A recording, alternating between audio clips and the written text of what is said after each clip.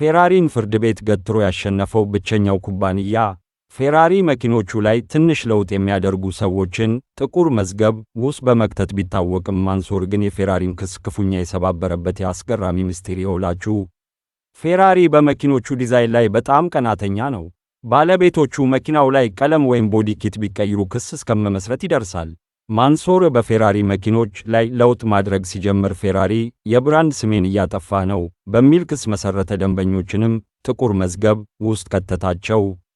ነገር ግን ጉዳዩ ፍርድ ቤት ሲደርስ ማንሶር በሶስት ዋና ምክንያቶች አሸነፈ።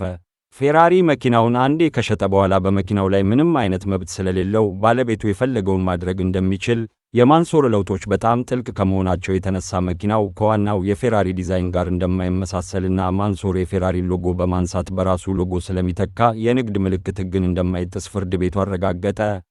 በአጭሩ ማንሶር የፌራሪን ጥብቅ ሕግጋት በሕግ ብልሃት በማለፍ ደንበኞች መኪናቸውን እንደፈለጉ እንዲያዘምኑ ትልቅ በር ከፍቷል። እናንተስ የፌራሪን ጥብቅ ሕግ ትደግፋላችሁ ወይስ እንደ ማንሶር መኪናውን የገዛሁት እኔ ስለሆንኩ የፈለግኩትን ማድረግ አለብኝ ትላላችሁ? ሐሳባችሁን በኮሜንት አጋሩኝ።